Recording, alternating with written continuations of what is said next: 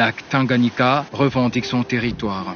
Bien sûr, le lac a longtemps été perçu comme source de bénédiction pour la population de Kalemi, une potentialité socio-économique énorme pour toute la République démocratique du Congo.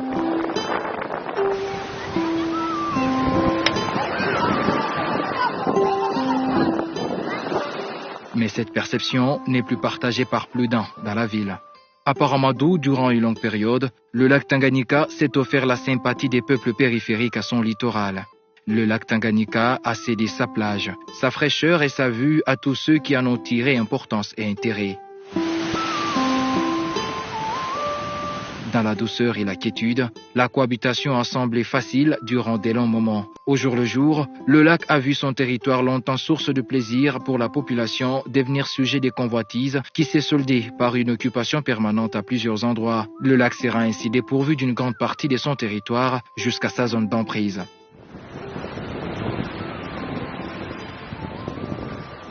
Il ne pouvait désormais se contenter que de son bassin et considérer le reste de son espace comme patrimoine des individus qui s'en sont procurés, certains avec la bénédiction des services étatiques, d'autres par contre sur fond d'influence ou d'appropriation forcée. Des quartiers ont progressé, des bâtiments ont poussé, la plage et toute la beauté du lac presque ignorée. Depuis 2020, le lac Tanganyika est parti à la conquête de son territoire et ses eaux ne font que monter de niveau.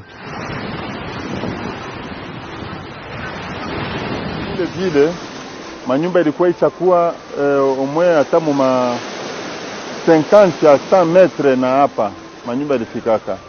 Sasa ukafata histoire ya nani ya hapa Kalemi juu ya ima ya Tanganyika. Inaonekana kule kwenye manyumba ilisogeaka ni kipindi kulingiaka sécheresse.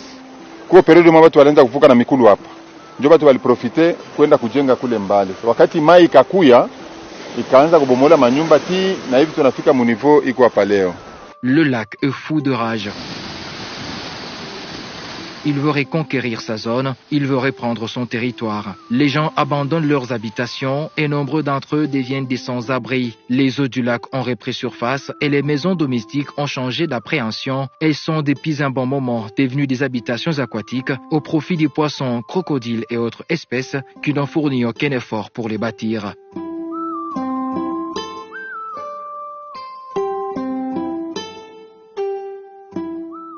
Kote bantu baisha kuhama baisha kwenda mai ndio natuingilia kumubaya vraiment mai nakosa njia kupita.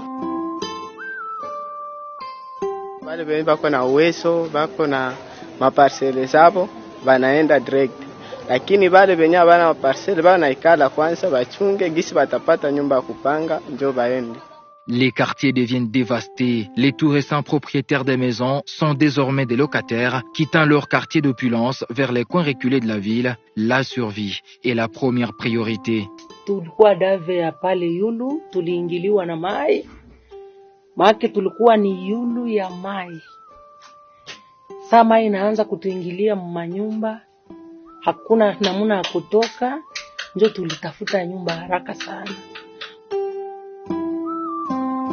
Mameza hivi condition maje tu hapa vipande na vishuke ni kudemenaje tu utafuta kwa kitenda kani wapi kani kumabilima kani tukazinga hata mabashe tu ikale kwa na watoto wanatanda.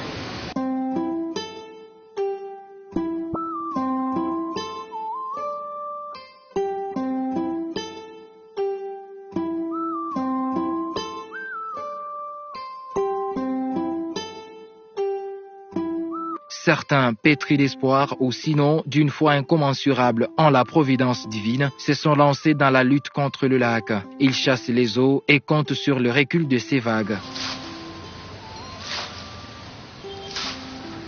Ce cas qui a fait d'énormes victimes dans la ville ne semble bénéficier d'aucun regard de compassion ni de remords des gestionnaires administratifs. Les services techniques qui ont procédé à l'octroi et vente des concessions dans cette zone réputée bassin du lac brillent par l'indifférence et aucune interpellation à leur charge n'est sur la table des décideurs.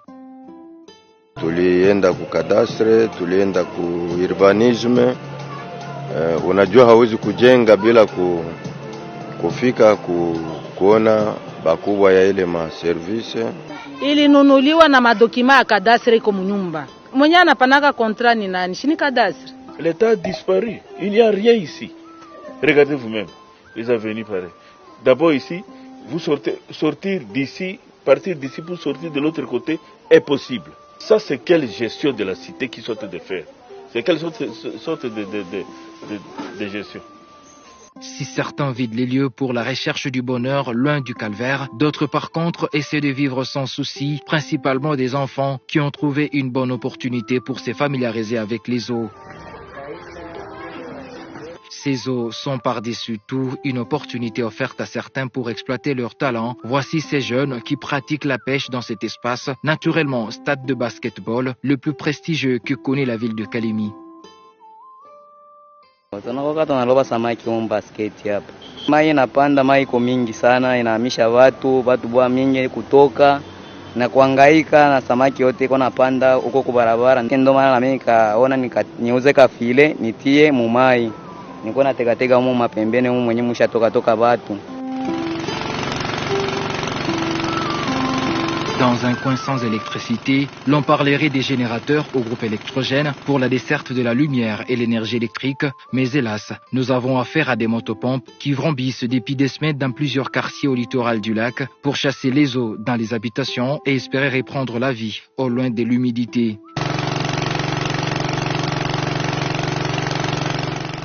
Les écoles s'écroulent. Certaines ont complètement disparu. Mungano, Lukenta ne sont plus qu'histoire à Kalemi. Les prochaines sur la liste, Athénée du lac et Néhéma, non seulement légendaires et historiques pour la ville, mais appelées malheureusement à disparaître, décide le lac Tanganyika.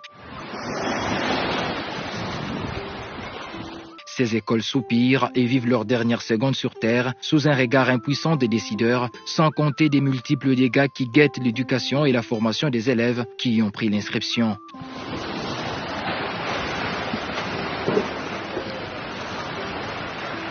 Le stade Saint-Doué, c'est désormais une histoire du passé. La tribune et les poteaux font encore la garde de cet espace. La terre, quant à elle, a cédé sa place à l'eau. Le boulevard Lumumba, le seul de toute la province de par sa grandeur et sa longueur, asphalté il y a peu, après un long moment de calvaire dû à la boue et au nid de poules, ne cesse de survivre sous menace des vagues du lac.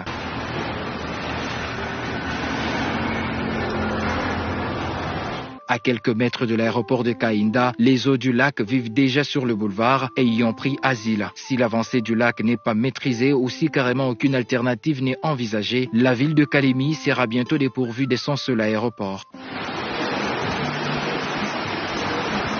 Tellement la colère du lac est grande, ces montagnes de vagues ont réussi à envahir la route à cet endroit. Nous sommes à l'entrée Filtizaf, tout juste en face des anciennes installations de la MONUSCO Kalemi. Les efforts pour la construction de ces murs se sont avérés vains. Le lac a ravagé tous les moellons et le boulevard Lumumba sera bientôt un collecteur d'eau du lac à cet endroit. Au centre-ville, en plus, peu après le pont Lukuga, qui d'ailleurs figure parmi les prochaines victimes de cette montée des eaux, cette fois de la rivière qui porte son nom, est né un lac artificiel divisant en plus Kalemi en plusieurs morceaux, les passagers appelés à apprendre la natation. Sinon, des pirogues sont mises à contribution pour cette fois-là réguler la circulation routière, et non, la circulation lacustre peut-on le dire.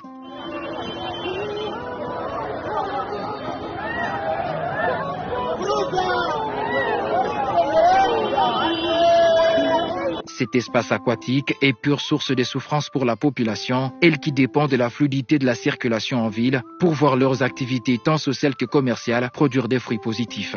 Les conducteurs des taxis motos usent de leur spontanéité pour se trouver des contournements. La situation est pire qu'on ne peut l'imaginer. Les trafiquants de ce tronçon sont déjà victimes de plusieurs maladies liées à l'état dégradant de ce passage de fortune. Et la première retombée sociale, le transport en ville est devenu de plus en plus cher pour la population. Maji na kwa kuvuka maji paka Mutumbu sensa uende sensa urudie. Ni maisha hii batoto banakata masomo. Tunaregretia pa ni mai yenyewe natuingilia hata bakilia betu atubapate abaingia kuna mwaya abaingia. Nadhani mwepeke Mungu siteremo unaona kishi mai kwa hapa. Autant la route est un énorme danger, la voie ferrée n'est pas du reste. Aussi, le lac Tanganyika est l'une des spécialités de la province. Le chemin de fer est l'une des originalités de la contrée. Mais à ce jour, le lac menace d'emporter la voie des locomotives, comme on peut le constater déjà à l'entrée des installations de la gare SNCC au port de Kalemi.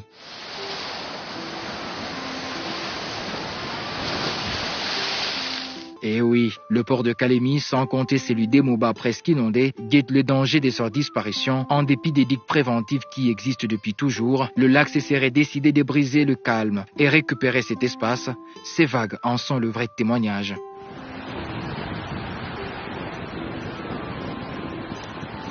La colère du lac Tanganyika, bien sûr, la colère vécue à ce jour à Kalemi n'est pas à sa première apparition, raconte l'histoire. La situation serait pire que maintenant en 1963 et 64.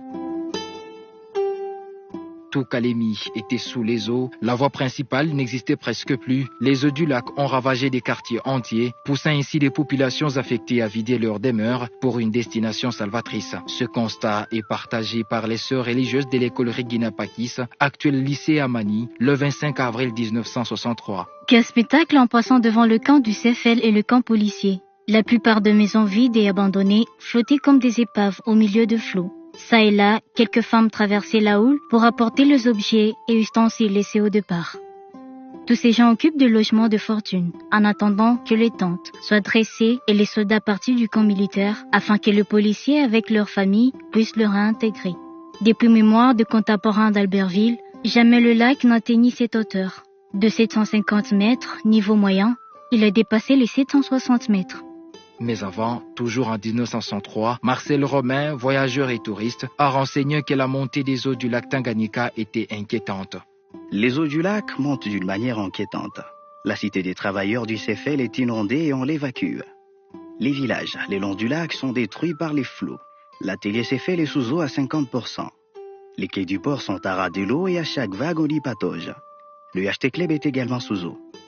Les choses ont totalement changé depuis les départs des colons, eux qui ont fait d'Albertville une des meilleures contrées du Congo belge, une cité attirant les touristes et voyageurs et qui en ont fait des témoignages superbes. Albertville est une des plus belles cités congolaises. La côte toute maritime de l'admirable Tanganyika s'enfléchit, tourne, se courbe. Une rade harmonieuse et superbe comme une offrande. Au fond, Albertville s'étale. Les champs d'aviation a un air des plages gazonnées puisqu'il allonge l'eau.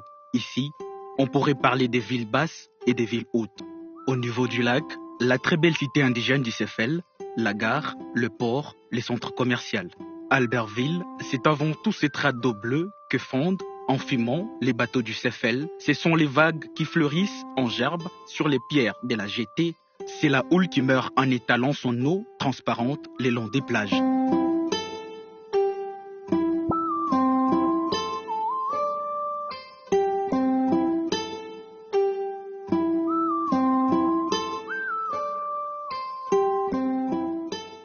Mais tout est parti par la suite. La guerre a fait de Kalemi une cité inhabitable. La guerre a ravi à la ville le prestige qui la rendait exceptionnelle. Il a fallu donc plus de 60 ans pour que Kalemi ressemble désormais à une ville proche de la modernisation. Des beaux paysages ont surgi, de nouveaux quartiers sont nés, des routes asphaltées, des ponts jetés. Bref, il a fallu près d'un siècle pour que Kalemi, alors Albertville, puisse revêtir sa beauté d'aujourd'hui. Si hier, le seul et incontournable moyen de transport était le vélo à Kalemi, si à peine le véhicule pouvait être compté à bout de doigts, si hier, seule la route bétonnée à l'époque de Moïse Tshombe pouvait faire la fierté de la ville, Kalemi a totalement changé et a évolué. Mais hélas, sans réaction à hauteur du danger qui guette la ville, tout son prestige ne sera alors que sujet d'histoire et la reconstruction sera ainsi le lourd fardeau légué aux générations à venir. Si hier, le lac a été principale raison de beauté de la ville de Kalemi, aujourd'hui, le lac Tanganyika est le pire cauchemar que la ville semble connaître.